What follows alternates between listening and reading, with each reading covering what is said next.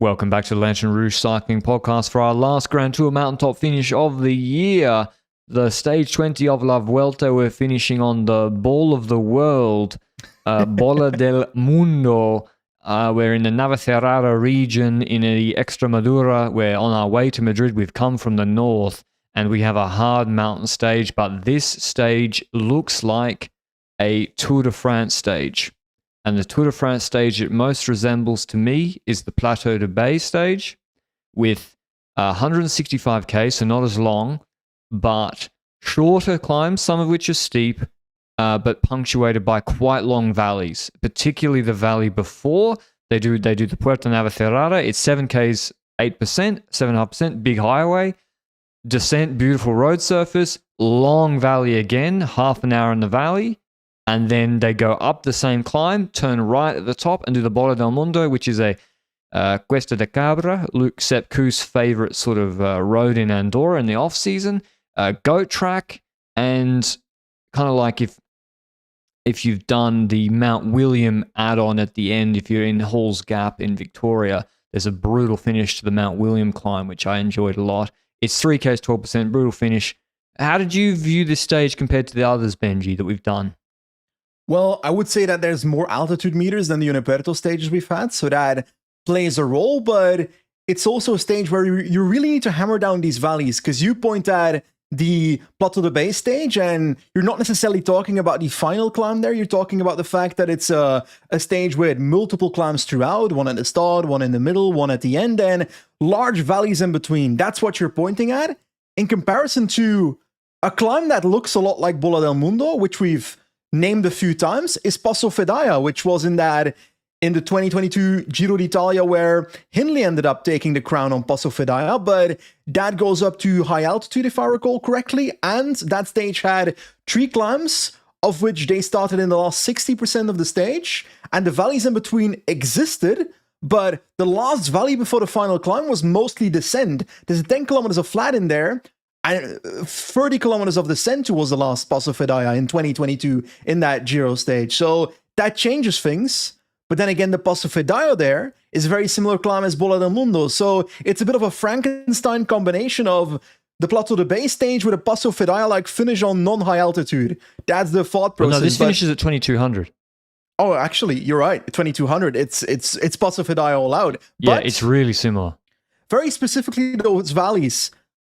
Why do we talk about those valleys being so influential? Is it about the fact that we talk about, okay, X amount of riders try to put fatigue into the competition, for example, but fatigue into the competition, fatigue does not equal the same fatigue. What I'm trying to say with that is, if there's 3 climbs in a row without valleys, you're going to be more fatigued than 3 climbs with 40-kilometer valleys in between, right? Or, and by the way, this episode is brought to you by Pillar Performance. Get to the finish line in the best possible shape. Maybe more riders in this world to need a Pillar Performance because half of them are sick.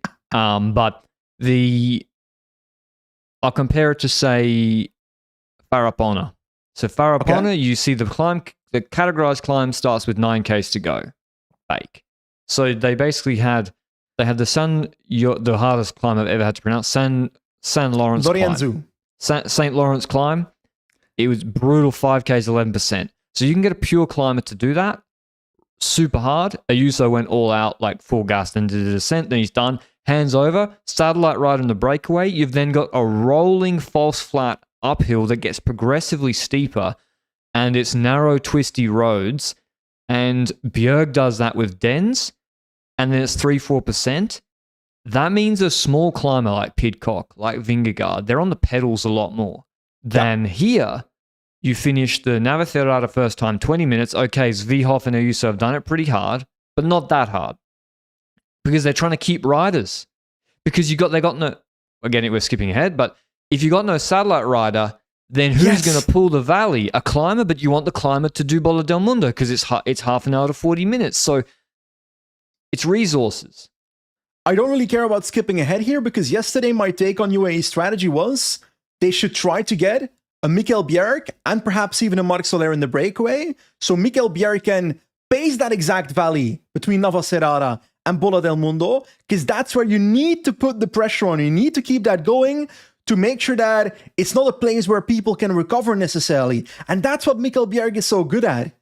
And that is also the strategy that UAE does not apply at the start of the stage, because we see the stage starting, breakaway formation launches, and it quickly becomes clear to me in the first 10-15 minutes of the race that initially UAE Team Emirates is controlling break formation. They're actually hunting down chasing groups, etc. And it's like that until we get to the start of the first climb. And is it me, or did at the start of that first climb, I see Vine jump into a move? You're muted, my friend. Come on. We're 20 days into a Grand Tour, buddy. Come on. Listen. No, I got no excuse. I was just a lot of people texting. I didn't see it that way. I was looking at UAE and I was like, bit passive. And then I realized, so you got two options in. So UAE, they made no bones about it. Everyone knew, it's not a secret. They wanted the stage because you need to put the bonies in play. In the event that Almeida drops Vingegaard, that he can, if he drops him by 41 seconds, he can take 10 seconds and maybe win GC. To counter that, I think that giving your everything to drop Vingegaard is more important than putting the bonus seconds in play in the first place. So if you have to choose between controlling the breakaway, spending two riders doing so, or having two riders extra in the final to try and drop Vingegaard, then I'd much rather try and drop Vingegaard, because if you drop him, that's the biggest challenge. That's a good point. When you think of it in order of just logic, a logic tree, to win GC first, you have to drop Vingegaard. Yes. Where to win a race, you must start the race and finish the race territory here. But it's true. No, it's true though. Like, you have to drop him, so you should focus on actually dropping him first. And what's the best way to drop him? Is it Domen Novak riding a climb 130 k's from the finish that's 5% at a tempo where Vingegaard's probably in Fat Max? You saw UAE in these first kilometers as trying to put a bit of attrition in, controlling the climb necessarily, not necessarily to control the breakaway, but to put attrition in. It looked like to me the Visma Plateau de Bay strat. Okay, that makes sense. Where you pretend the breakaway doesn't exist because you're going to ride the stage so hard that they're trying to bring in fatigue. Machin said it to maybe Italian commentary or to Marca. Machin said it. They're like, we're going to make the stage super hard overall over the whole entirety of the stage to introduce fatigue. And to your point, you're thinking, yeah, but what worked in maybe Angliru is they nuked Cordal, and then you're straight into Angliru, but it's a different parcours. I mean, you can't like now, and so that's why you're saying the satellite rider would be effective. So they didn't go with that strategy. Did it make a difference in the end? Probably not. Probably not, but I think it's a worse strategy. Okay. And the reason that I think that is because of the fact that they invest during the stage quite a bit, even between the climbs, on trying to control this breakaway. In doing so, spending energy on riders that could make Navacerrada harder, they could have had more riders on Bola del Mundo if they had riders in the breakaway, but getting in the breakaway is also not that simple because we don't know how Visma Lease bike would have reacted if UAE wanted to go in the breakaway today. Exactly. Visma weren't controlling brake formation at all because Almeida's never... The problem with Almeida as well is, listen, he's had a great race, great year, best year of his career. Almeida's not unpredictable. So correct. When UAE don't have a satellite rider, and they at no point was it like, let's jump on the second last climb and like on Vingegaard on Madeleine, which it didn't work either. But is Almeida going to jump in brake formation to the big break? No. Is he going to jump on the second last climb? No. So you can just be like, all right, he's just going to wait till the last climb. They're going to make it kind of hard and then just chill out. So, but I don't think they can be criticized for making the stage hard. I think It's not like a mistake. You're saying there's a preferable alternative strategy. Yeah, I don't think it's a terrible strategy. I think it's a strategy. I don't think it would have mattered in the end, spoilers, but I think there's a preferable strategy that would have been more optimal, that with the situation at the finish line wouldn't necessarily have gotten a better result, but could have been an option that I think is better. But anyway, UAE did something in break formation, whether it's controlling break formation or setting a attritional tempo. During that phase, we see the breakaway forming, and that breakaway that forms is quite large, actually. It includes roughly, I don't have the number here, roughly 25 riders is my estimate, maybe 30. towards 30. And most important riders are Ciccone with a bunch of teammates, Bernal and Verona. We've got Landa also in that breakaway, together with Mauri van Sevenand as a teammate, Bernal with Jungels and Rivera. Then we've got Bruno Armira in the breakaway once again, super strong in this race so far, and I can't wait to see what he does at Visma Lease bike next year. And then we have Butrago in here. Well, it's announced on Wielerflits, so everything that's announced on Wielerflits is known when it comes to Visma. I don't think I've seen a single Visma Lease bike transfer announced on Wielerflits that is not announced. But Butrago in this breakaway, together with Ermakov and Haig. So Butrago maybe as a candidate for that. Maybe a Fortunato. Oh, by the way, and I understand. I love Carlton. Don't get me wrong. Carlton and Brian is one of my preferred combos. But Carlton kept calling Roman. He kept calling him Ekimov, like after Vladislav Ekimov. He kept calling him Ekimov, and like fuck it, it's too close. And the other guy was too famous. But Roman Ermakov has been good this Vuelta. As a good ruler.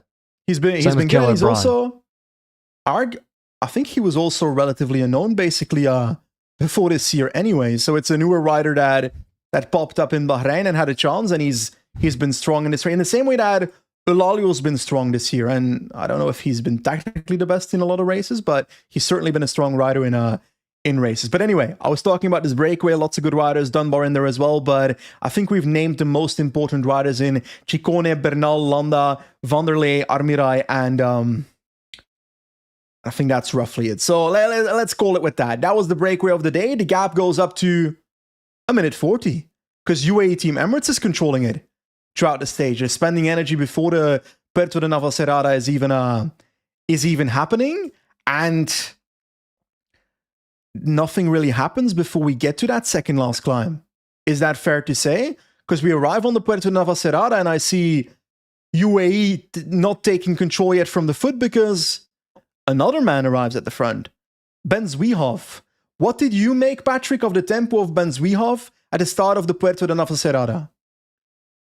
It wasn't that hard. Like, if you're trying to make it hard for Vingegaard, it's not that hard because, like, Jaume Guardeño is still there for Caja. He's had a good race, don't get me wrong, but it's not like it's not that hard.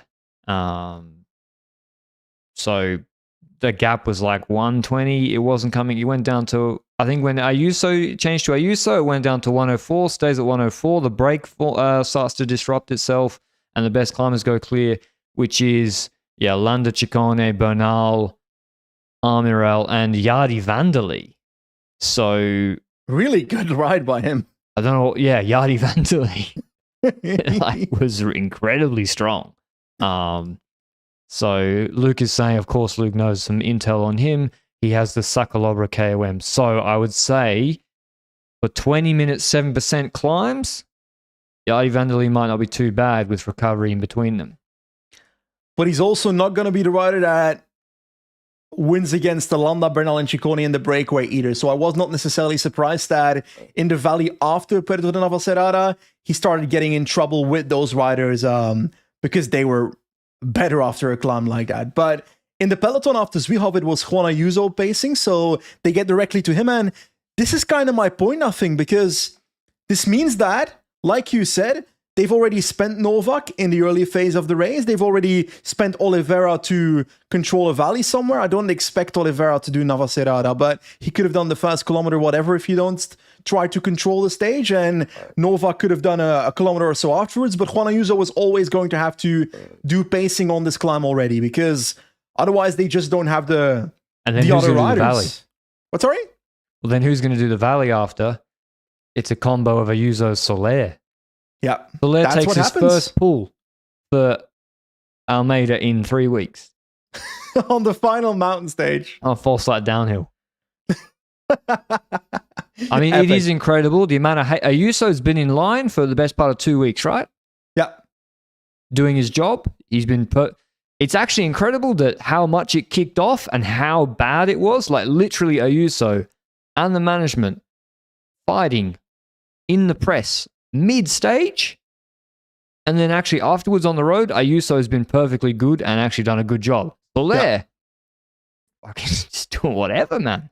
So yeah. Anyway, before we get to the final climb, a word on our partner for today's episode, Pillar Performance. They have truly led a new frontier in the sports nutrition industry through innovating with micronutrition. So maybe you take macronutrients, you know all about them. You got to have macronutrients, you got to have carbs during races, during exercise, afterwards you got to have some protein, carbs, etc. Pillar Performance is about getting you to the start line in the best possible shape.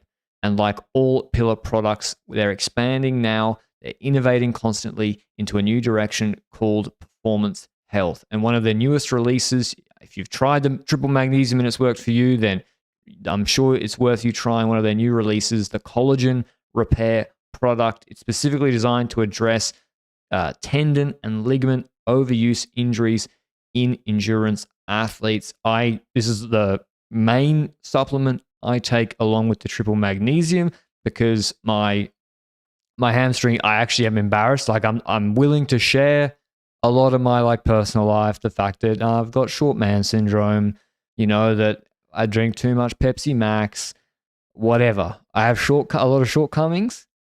My hamstrings is so bad. If that got tweeted on LRCP, my hamstring flexibility, I'm ashamed of it. So that's why for me, with all the cycling, which can shorten your hamstrings, and trail running, I've been doing the Collagen Repair product is a key one for me to take. Because in case you didn't know, Benji doesn't know, I know, after the age of 30, you lose 1% of your body's collagen every year. That's a significant amount that needs to be replenished, especially if you're involved in endurance sports. All you need is one scoop. It's flavorless and actually pairs perfectly with your morning coffee. So check it out. If you want to give it a try, go to pillarperformance.shop. That's pillarperformance.shop. Or for North American customers, go to thefeed.com. Use the code ROUGE, all caps, for 15% off your first purchase. All right. You're nearly at 40. No, I'm not nearly 40. Fuck you. No. I feel at the end of at this time of the year, I feel 80. That's what the Vuelta does to you. That's what this Vuelta does to you. That's for sure. But anyway, we're speaking about the situation on the road after the Puerto de Navacerrada. We've got still those riders up the road. Armirai, Landa, Bernal, Ciccone. Harold Martin Lopez is on my list, but I'm pretty sure he was dropped at this point, and Vanderlei in there as well. So they've got roughly a minute after the top of the Navacerrada on the peloton, led by Soler and Ayuso, like you said, in the valley. But I got to talk about this breakaway because this is where it gets intriguing. I look at the profile of this stage, and yes, there's a few bumps in the road in the valley before Bola del Mundo, but I didn't expect this breakaway to completely fall apart in the next 10 kilometers on the valley segment. Because literally we see them starting to attack each other, kind of. Like Ciccone goes up the road for a bit. Eventually Landa gets a bit of a gap, and all these attacks start happening, but what is the incentive for them to attack in the first place? Because you've got a minute. Don't you want to collaborate before you get to the climb? I didn't get it. Like Ciccone's like getting mad that Yardi Vanderlei's not pulling when he and Bernal are pulling. It's like, listen, Chico, this lad's not going to sit on you, all due respect, and then beat you on the climb. If he's going to sit there because he's cooked, just like, why are you letting a gap open on a valley road? They're playing loads of games. This sometimes happens. And yeah, maybe because the break was so tight. UAE were riding full gas with Ayuso and Soler chopping off. So that means for the final climb, they've just got Großschartner and Vine. 2 domestiques for, it's a 12K super hard climb. And then we have the protest around 18 kilometers to go. 18 Ks to go. Just as it was, so they go through a village. It was like false flat downhill, and then the village, and then it was going to go false flat uphill for like 6-7 Ks until the start of the climb. It was a village, and it looks like not heavily populated. And a bunch of protesters run out into the middle of the road. They like form like they sit on the road, but not the whole road. Well.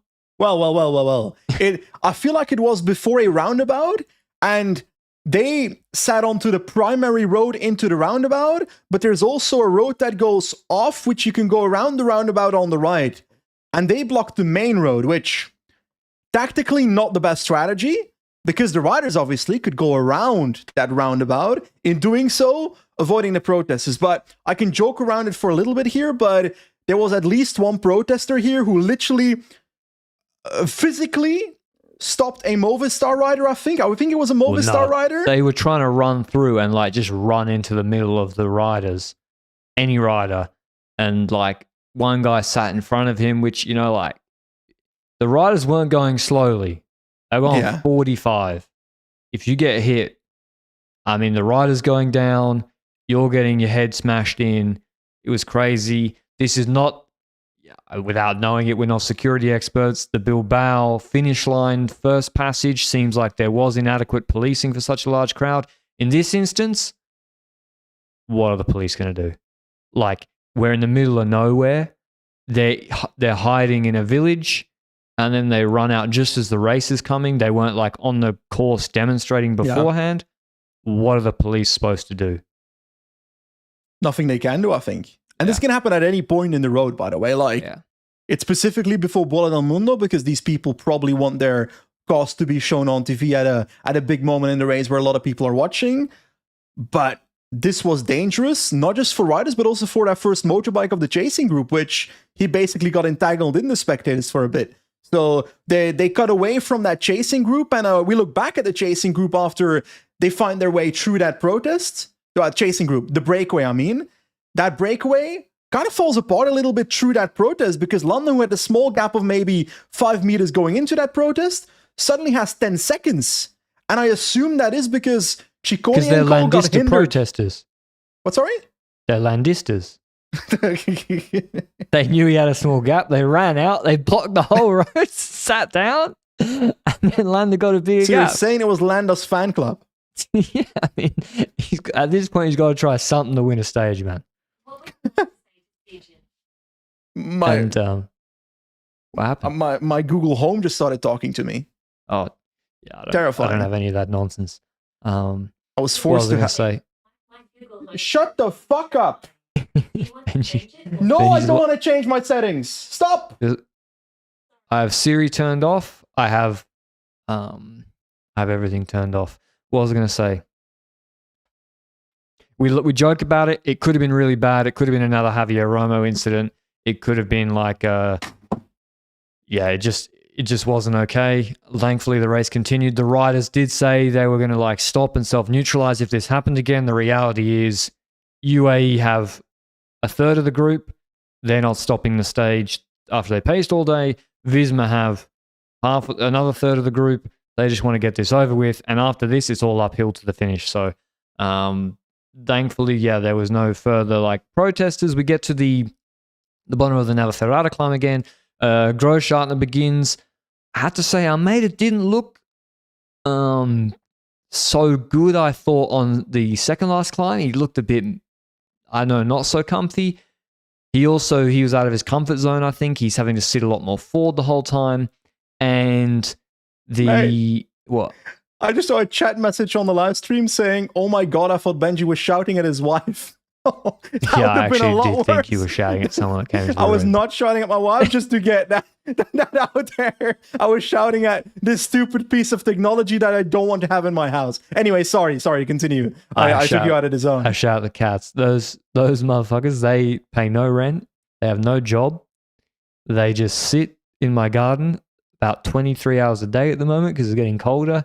And then occasionally they come into the back door. They put 1 foot in and then look at me. Put 1 foot in. They're like, "What are you going to do?" I'm like, "Nothing. You can come in if you want." They're like, "Yeah, gotcha." And then they leave again. Groschartner. So it's just two UAE, just Groschartner. Yeah. Almeida sitting third wheel. And it's this is back to your point at the start of the podcast.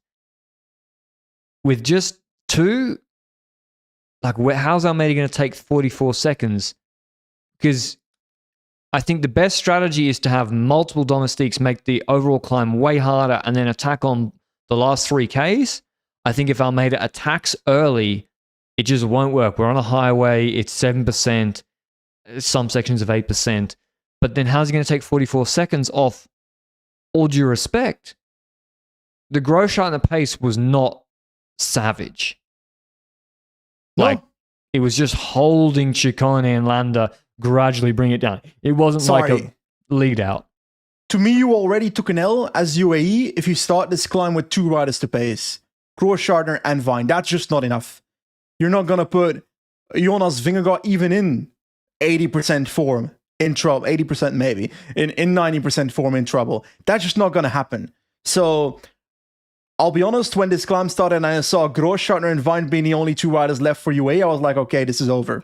But that's not really the case. On the road, it can still be decided. Stuff can still happen here. But to me, it then looked like Groschartner spacing, and you pointed at it like, yeah, it's a highway, 7%, etc. It's also a segment of 10% for a kilometer here, where if you really wait for the last 3 kilometers, I'm sorry, Bola del Mundo has a fantastic name of a climb. It's an epic climb, etc. The level in this Vuelta has been so close that if you wait for the last 3 kilometers, it's never going to happen. It's never going to happen. You're never going to take those 40 seconds back, because Vingegaard completely capitulating, I didn't see that as a remote possibility going into this stage. So that was the thought process that they must have had. Okay, we're going to try and put attrition into Visma Leasebike and hope that Jonas Vingegaard capitulates on the final climb. That is never going to happen in the first place in the last 3 kilometers. In just the last 3 kilometers. So and the problem is also go ahead. Yeah, but what are they supposed to do? Like, Vine can do a hard lead out for a Vingegaard Pog style attack. But Almeida doesn't follow him. The problem is you can't do it for Almeida. Vine, you can see him. He's winding it up. He catches Ciccone and Landa, who did a good job, by the way, exactly on the right-hand turn into the Bola del Mundo rampas. Vine's obviously doing his final lead out. Almeida's off the wheel. And for Vingegaard, he's like, I'll just sit on Almeida's wheel and then have a way steadier pace. And yeah, that's the problem. Like, I think I agree. There's a 2.5K at 8.5% section where Vine could have launched it with 6Ks to go. Maybe that would have been better for an Almeida attack, but I just don't think it mattered in the end because... Yeah. I agree, but that doesn't mean just because you lose anyway doesn't mean you couldn't have done better. You know? That's the thought process I have here. And regardless of the strategy, I still think that the outcome of the stage will be the same. But I also think that UAE's strategy today was not optimal to make Bola del Mundo the hardest possible, to make the last 60 kilometers of the stage the hardest possible. I just don't see that in today. And I said it multiple times already. I think Björk should have been in the break. I think he should have paced the valley. I think Ayuso... I think Soler should have then been in the breakaway if possible, if they can get him in the breakaway for the final climb. If not, also be there for the final climb, so not spend in the valley together with Ayuso, because you have Bjerg to do that. There's all these small details that all lead to them just having 2 riders on the final climb. And then we see what happens on the final climb. No satellite rider in front, and just 2 riders for Almeida, which that's never going to set the tempo high enough to put trouble into the top GC riders. And that's kind of what we see, because we enter the last 7 kilometers. You pointed it out already. Jay Vine is spacing. Felix Gall and Pellizzari are being gapped. I forgot to say that, yeah. Those 2 riders are riders that we've seen ride a bit more negative splitty on some climbs this week, I feel like. Gall, yes. Angliru, Pellizzari. Gall, yes. Angliru, yes. But we're not on the Angliru style section yet. Fair. We are on 7%, 7.5%, and Pellizzari is dropping very early. I thought this was unusual when you see his shape on Morradero. Sure. This this was not what he did on Angler exactly. And I think I was like, wow, Riccatello is going to go into the white jersey. If he's not pacing himself perfectly, if Riccatello can hold on, and this climb's only going to get better for Riccatello. So as I said, yeah, Vine does the lead out. Bola del Mundo. Almeida attacks. He does surge. Well, before Almeida makes a move here, I want to give a bit of a shout out to Boulderstone, who actually survives longer than Gull and Pellizzari. Both of them. He drops with about 6 kilometers to go after even having mechanical before the climb. Torsten Tran only drops with 3.3 kilometers to go before the steep section. And it's at 3.1 that steep section starts. And you say it, but I want to specifically point at the exact thing that happens when Vine accelerates for the lead out on the steep section for Almeida. Jay Vine accelerates with 3.1 kilometers to go, going into that narrow section. Almeida does not follow Jay Vine because Almeida follows his watts. And he's like, okay, I'm not going to go over these amount of watts. I'm going to try and keep these watts perfectly because I don't want to go over the limit. Then why the fuck does Vine have to do a lead out in the first place on this section? Like, it's really... Almeida is a... Like, a lot of people know I've got a soft spot for Almeida. But he must be such a fucking annoying rider to work for because he's so untraditional, you know? He's a great guy, etc. Don't get me wrong, but he's so untraditional when it comes to his riding style. You can't accelerate during a lead out because then he doesn't follow you. You can't set up an early attack in a Grand Tour because that's not the kind of rider he is. You really need to get it from attrition. That's how Almeida wins races, in my opinion. Attrition. Yeah, so what was his biggest Grand Tour stage win was on Mondone. Bondone. Mega hard stage. He didn't attack first, right? Or he did attack first? I can't remember. But anyway, Vine Vine saved him there. Vine's been doing this dance with Almeida since... I mean, Coy is another example. Like, not the sprinter, on the climb in that Giro, when Kuss attacked with Roglic, Vine's there trying to bring him back, and he just kept dropping the wheel. And I would love to see his power files.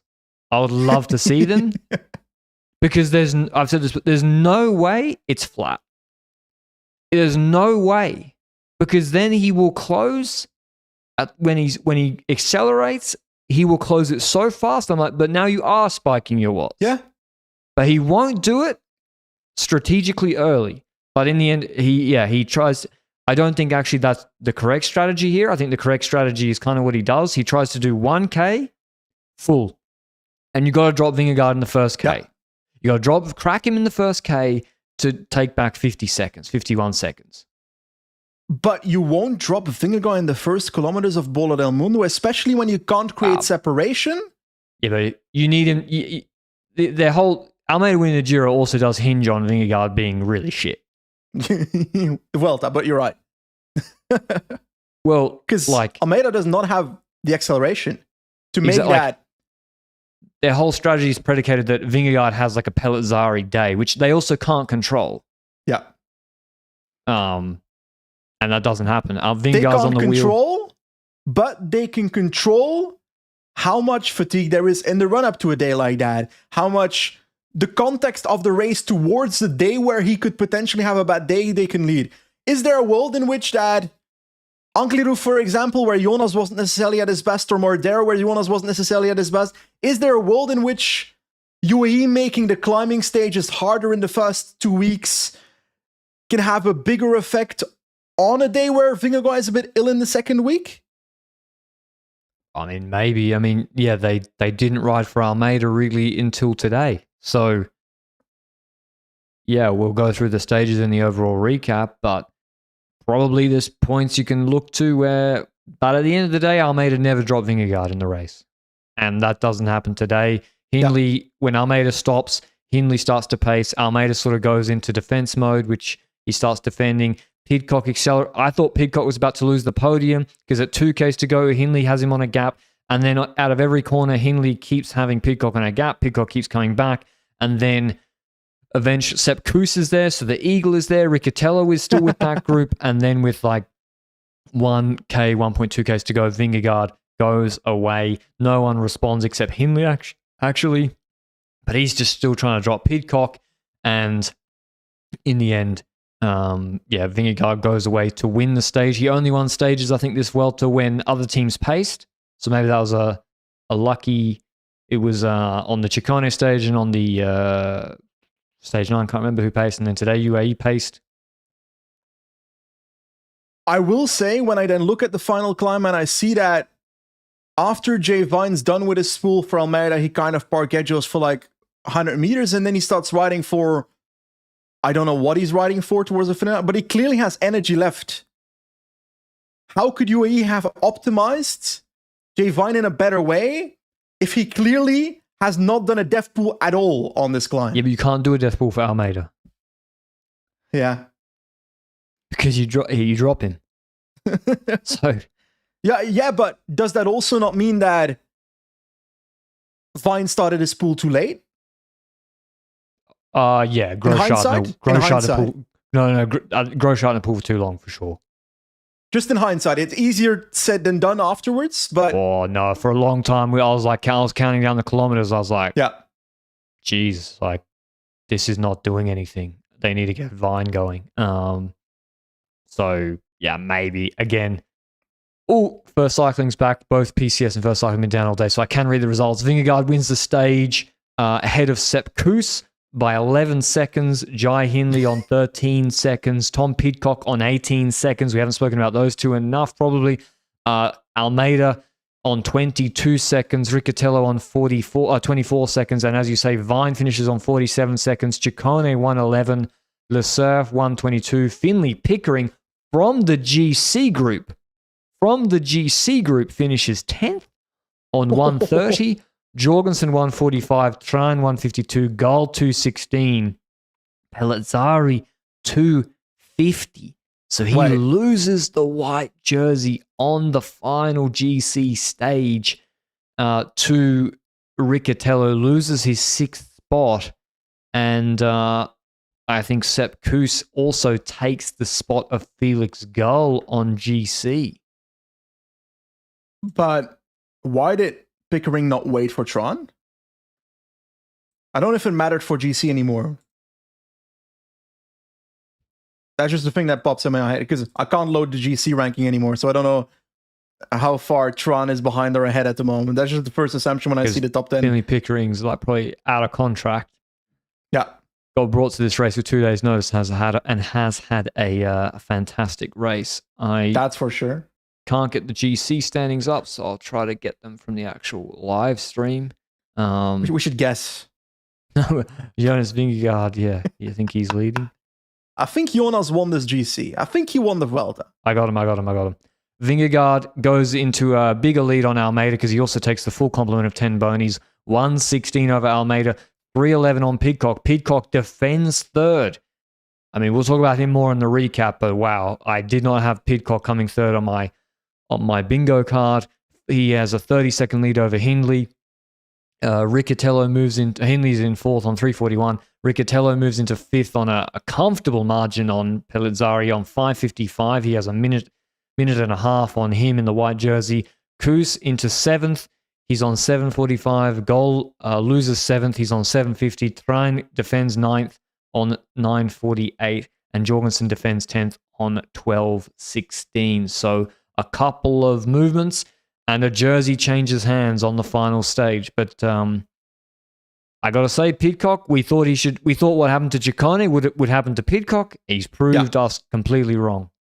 That is for sure. It's like that meme with Shaq. It's like, I owe you an apology, Pidcock. Wasn't familiar with your game. Because dude literally delivered. Yeah. Yes, it's a Vuelta that fits his standards in terms of Unipuerto stages. But I didn't expect him on today's stage on Angliru to deliver what he did on El Moradero, even though that's a Unipuerto stage. He did better than I expected. And we have to acknowledge that. Does this say to me that Tom Pidcock is going to top 5 the Tour de France in the next couple of years? It doesn't say that to me, but it does show that he can deliver a level necessary to podium a fitting Vuelta across 21 days, which that's what we've seen already.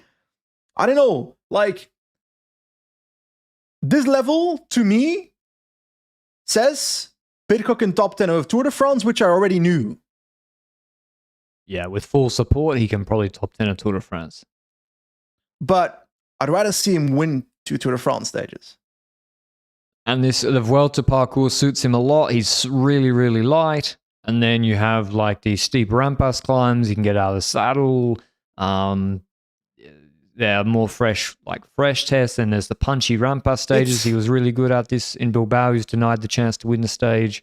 So he had a good Vuelta. I just also like the fact that, like, I don't really care about being wrong about a prediction towards Pidcock. I'm happy for the guy that he's able to deliver that podium. But on top of that, I'm also just happy that the will he won't he drama about Pidcock is kind of gone after this.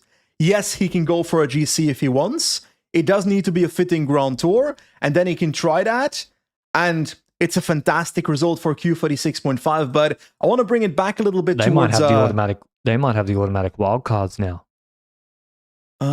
For classics or stage races? I don't know. I need to check it, but they're going to be scoring. That's a lot of They're a UCI Pro points. Conti team just podium the Grand Tour. A Q365, We'll the new Bora? Q46.5, the Bora. I'm not sure about that. You mean the new... What were they called? No, when Leopold Koenig was on the team. Net Up Endura.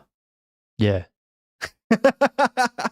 Are they the new Net Up Endura? That's the real question.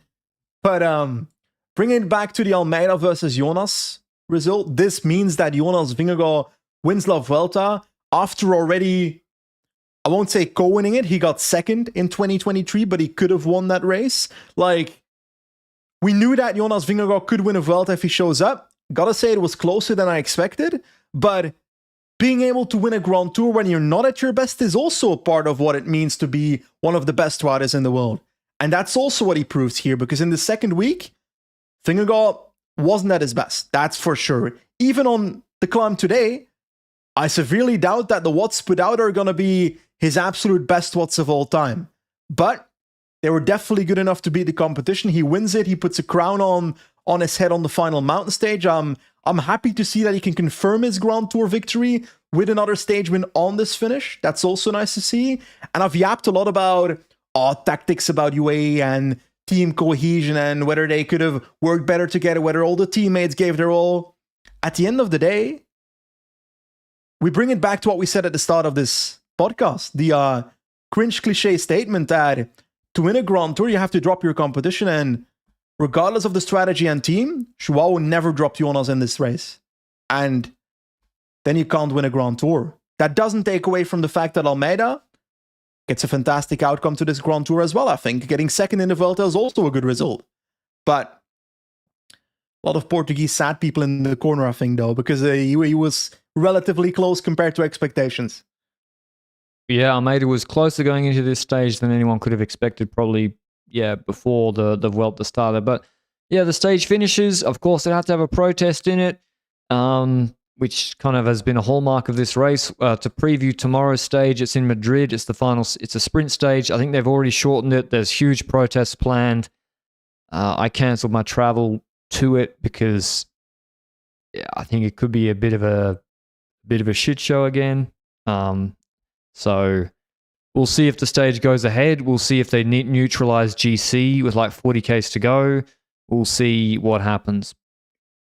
Can I be honest? It's always a ceremonial stage anyway. I don't care if GC is neutralized throughout the stage, stuff like that. I would like to see a sprinting ending to this race, because there's also sprinters that stayed in this race for an opportunity like this to arrive, a Vernon, a Phillips and stuff like that. But yeah, you know my opinion on procession stages, so I'll just leave it there. Last time I gave my opinion on procession stages, the comment section was not too happy to me, so I'll just leave it there. This stage has had good racing, though. The Ghana Groves Remco break was sick. Yeah, that was sick, but have we seen much? Like, I'm sorry. I'm getting into the full recap of the race territory. When you think about the 2019 Tour de France, Patrick, no idea what happened. What is your go-to memory of that? Don't you dare the say landslide? Pinot. Really? I think you would have said Alaphilippe in yellow, stuff like that. No. Okay, that ruins my entire argument. My whole plan was going to be that when you think of this Grand Tour, there's nothing performance-wise that stands out that in 5 years I'll look back on and I'll say, fuck, that was a good Grand Tour. Like, yeah, it would have needed Pidcock beating Vingegaard in Bilbao. Yeah, or Pidcock jumping, I don't know, like something crazy happening on, like, at least, sorry, the 2023 Giro was a disgusting race. But it was horrendous. Lusari happened, and that was an overtake on the last day, that kind of a consolation feeling that it was okay, the Grand Tour, when it ended, you know? Yeah. That was a spectacular ending to a Grand Tour. There's nothing here where I'm like, okay, this is a memorable Grand Tour. I'm going to look back to this race in full awe in 5 years. I'm gonna forget what happened in this race in a year. Could have been an email. Yeah, and it's sad. Tomorrow's stage, I think Grand Tour. Jasper Philipsen's going to win again because his lead out looks too good and his legs look too good yesterday. Who have you got? Jasper Philipsen. Yep. Let's do Quebec because we had some good racing there last night. We promised to do that recap. My favorite races, the Canadian Classics. They're actually really good. Yeah, I've got Montreal tomorrow night. 220 Ks. They changed the circuit a little bit. It was like a 508% wall. It's really fast, the circuit, though, around that. So to get away, it costs a lot of energy to pedal on the fast downhill sections on that circuit with wide roads. It's not like Belgian roads, even though it's a circuit race. And we had a very strange race. UAE didn't control. UAE didn't go in the break. We had a break with Alpecin in with Vergalito. And then Lotto were controlling. Gap goes to 6 minutes. UAE then start attacking with Wellens, with Sivakov, and eventually with Pollitt. And they get in a group with Pollitt, Pithy, I don't know, who else? It's in the notes, mate. Come on. I spent my time writing it down. Alaphilippe, Pollitt, Tranchant, Meurice. Don't forget the Belgian man. And that was kind of the group. And it's like, Pollitt together with Sivakov, but Sivakov wasn't there yet. This. Yeah, he wasn't there yet. You're right. Later, we see the bridging of Mohoric, Bettiol, Charmik from Astana as well. Hermans, Schmidt, Sivakov, and Skelmos. But go ahead. At no point did Alaphilippe pull. So Alaphilippe went with that move, refused to pull because UA were in. And it's perverse because actually it should be the opposite. Pollitt cannot win for Tadej Pogačar. Pollitt being in that group is not helpful. He's with Alaphilippe, who's not pulling. And it's Pithy, yeah, like for Alpecin, they get another rider ahead. So they got Vergalito ahead, they got Meurice now ahead, and then they go around a couple of laps. Visma start controlling. The gap's 30 seconds to that group. Visma spending all their domestiques, and then the predictable happens. Another counter move goes with Sivakov. McNulty tried to get in, couldn't get in. As you said, with the two Astanas, Bettiol, Charmig, with Skjelmoser. So with like the guy who won Amstel Gold Race, who's the leader of Trek here, with like, yeah, Schmidt, great rider, like proper group goes. And then Pollitt starts to pull as a tug buddy, full for that group. Alaphilippe still not pulling, still never taking a pull. And at this point, Visma are like, call UAE's bluff, because Visma are like, UAE, this can't be your plan to win the race. And they stop pulling. Honestly, I look at this UAE strategy and they're trying to indirectly make this race hard. Is that a way to describe it? They're trying to attack, to force other teams to make it hard in the back. To try and make other teams use their riders, but in doing so, UAE is also using their riders. And yeah, but using them in a way where they get to feel like they're going for their own chance, instead of just Pollitt and Sivakov pulling hard. The thing is, how do we feel at this point? Like, we're not at the last 14, 15 kilometers in this race yet, but at this point, how do we feel about Tadej Pogačar? And should UAE have approached this race with a more simpler strategy?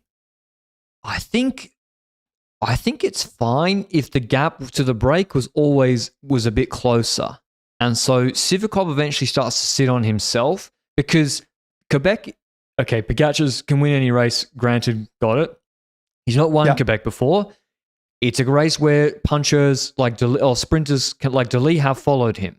So I thought they would open early with Pog, like maybe 3 laps to go.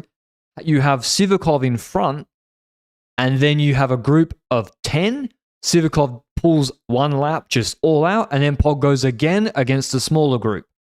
That makes the race really hard. Yeah. And then to lead, you have a second bullet. But that didn't happen because, they go around. Second last time, Pog launches it off the lead out, gets a huge gap, and we're all like, turn the TV off. Here we go. 5 seconds later, he's stalled. And Abrahamsen and Binny come across to him, and LaPera and Binny follow him pretty comfortably. McNulty then bridges across to him, which that was a good move. The bridge across was necessary because otherwise LaPera, they're not going to pull with him. But then what they do subsequently is not correct. But then the problem is, what's ahead? Vergalito, he's got Quinton Hermans in his group. Death pull. Mercer, death pull for Hermans. Sharmig pulls all out for Bessiol. Group 1 never stops. And Alaphilippe, never pulling. It's actually ridiculous how he got away with it. That's the crazy part. Not just here, but also in the earlier phases of the race.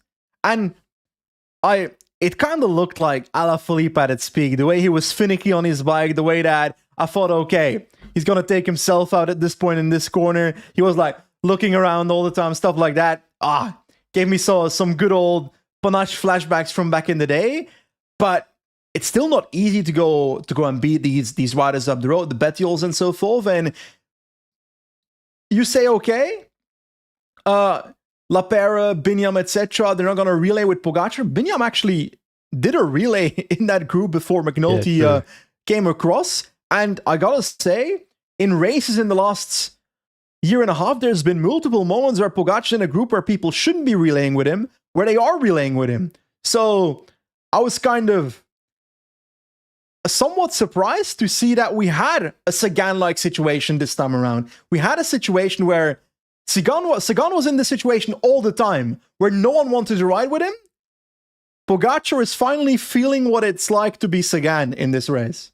And it was bizarre because at this point, the break might not get caught because of the Domestique Sharmig, like I said, pulling all out for Bettiol.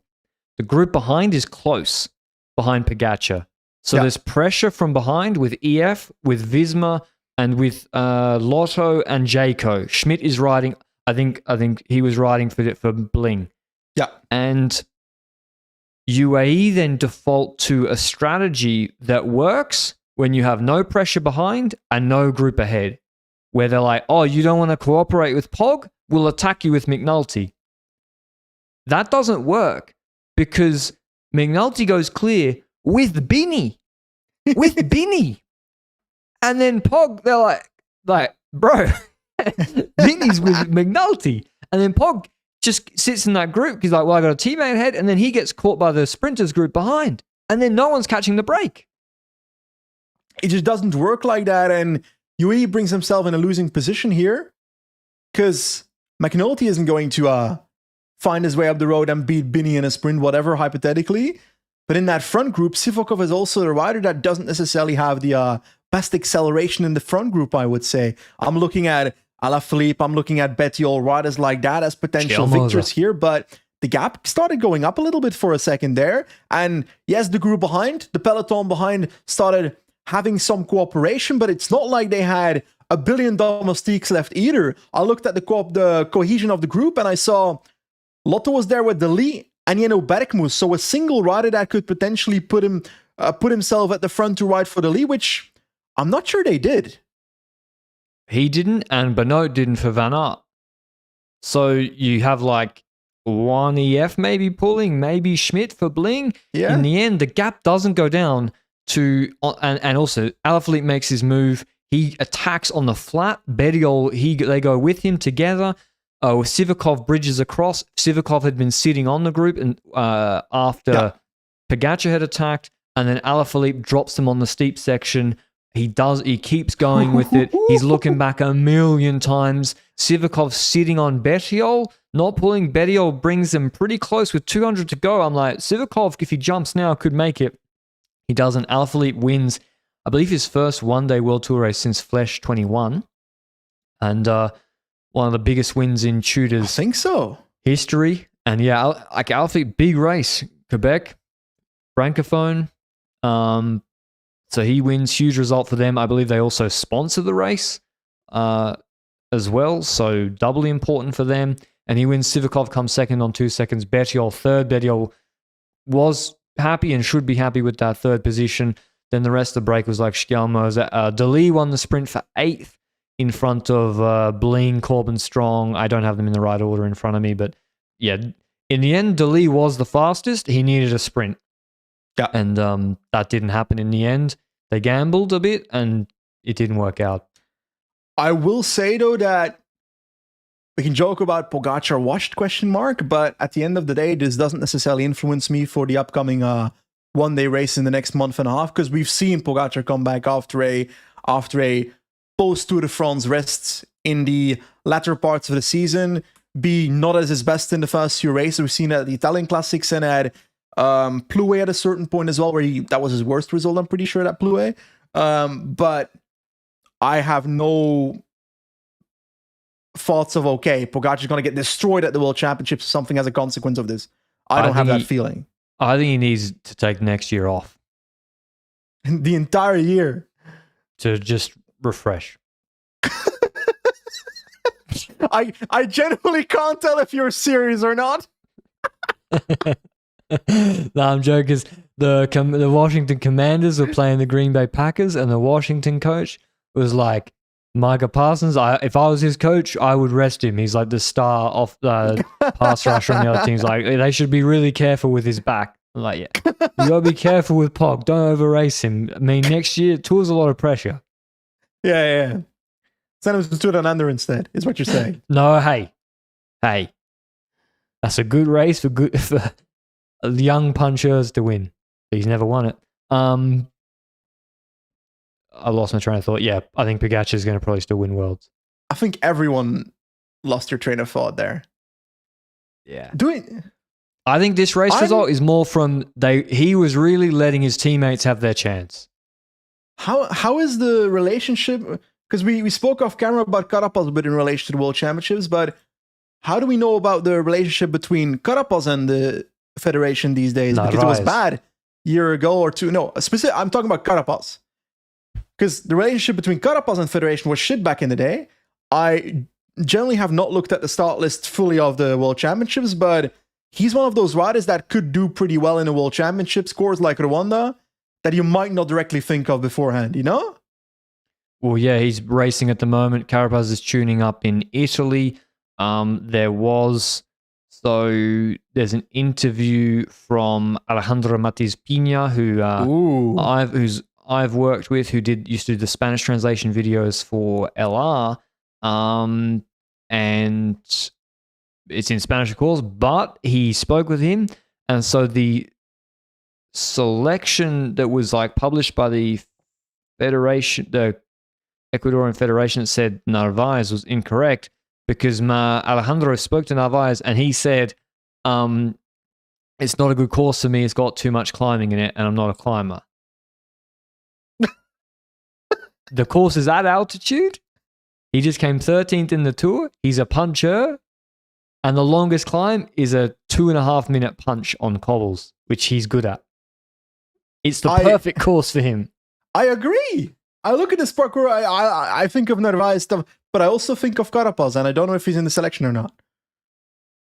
I didn't see it. So, yeah. I hope so. We'll I see. hope he's there. El Jaguar. Yeah. Gotta Well, bounce. I'd love to see him there, but maybe, yeah, he's like, well, you want me now? You want me to do it now? Yeah. Was it Olympics they didn't pick him for? They didn't pick him for Olympics when he was defending champ. They did not select him for the Paris Olympics, you're right. Yeah. I mean, they should have, if you're defending champ, they should have 2 slots. But also, this fucking World Champs parkour is insane when it comes to the altitude meters. But At 1,500 meters, the whole race. Are we overrating the are we overrating it by just looking at the altitude meters and not looking at the way the parkour is built? Yeah, I mean, don't it's think not we are. long climbs, it's punches. But they're Yeah. still they're longer than the Quebec one. They're still like a K and a bit, and they're cobbles, so they take longer, the slower average speed up them. So yeah, it's gonna be a hard course. Good for Poggy, good for Van. Hard Is to Van der Poel control doing for it? Slovenia. Yeah, Roglic is doing it. Yeah, but still hard to control for Slovenia, in my opinion. Yeah. I'm sorry, if Belgium starts to control it for Remco, I'm going to lose it. And you're I riding think Pogacar to who the win. Belgium got Van Gils, Remco, Benoit, Benoit, Sturven, probably, I don't know, I'm not sure. Alaphilippe's a good shout now. Not Anyway, sure I we'll do a agree World with Chance that. preview when He'll in due blow up. course. We will cover the Madrid stage tomorrow, and then we will do Montreal in the weekly or Vuelta recap later in the week. But hope you enjoyed the recap, and we'll see you with the Madrid stage if it indeed happens tomorrow. Till then, ciao ciao.